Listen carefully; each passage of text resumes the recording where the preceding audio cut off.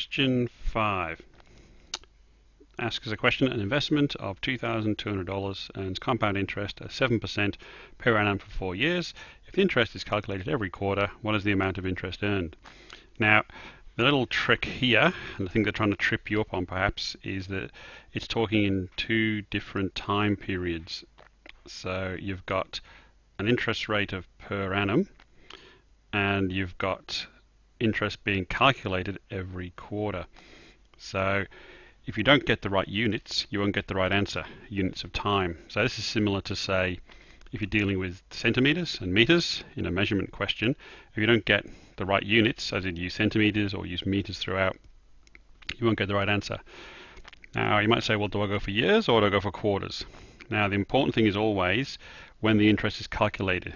So the interest might be quoted as 7% per annum, but the important thing is when do you actually get your interest. So everything has to be converted to quarters. So if the interest rate is 7% per annum, an annum a year is 4 quarters, so the interest rate is actually 7/4%. And once you've got that number, you should be able to get the answer. So you won't actually find this particular formula in the cheat sheet. What you will find is the more general one quoted in years. And this is where, if I was amending this book, I'd change this and get away from talking about years and talk about periods, because that makes you think about, well, what is it that this interest rate is being calculated over? So in this case, T is not in years, T is in number of quarters, because now we're dealing in quarters. So we're told that to calculate the interest after 4 years, but that's actually 16 quarters. So T is equal to 16 in this case.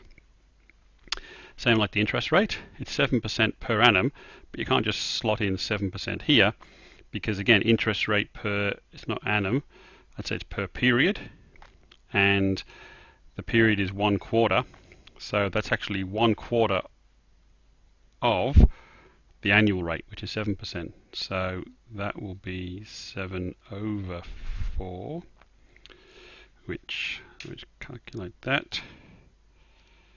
7 divided by 4, oops, 7 divided by 4, which is 1.75%. Oops, sorry, go back. 1.75%. P, which is the initial investment, that's 2,200, that doesn't need to get altered, and A is the final amount. Once we know the final amount, we can calculate the interest, because the interest is the final amount minus the principal. Alright, so we should have enough now to begin calculating the answer. If I just clean this up. Right, so in terms of the formula, we know that the amount earned will be the principal, which is 2,200 multiplied by 1 plus the rate, which we know is now 1.75%, because we're dealing per quarter, over 100, all to the power of T, number of periods for the interest to be compounded over, which is 16 quarters. And getting out the calculator. There it is. Ooh, there.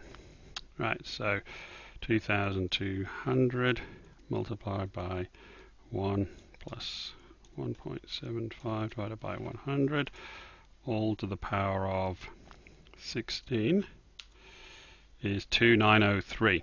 So that's the final amount, but we're asked to calculate the interest, how much was earned. So take the final amount, 2,903.84 minus, we started with 2,200, so it should be $703.84. So if I can just get this window to come back up again. The answer I can't get this window up. There it is. So 703.84 is the final answer.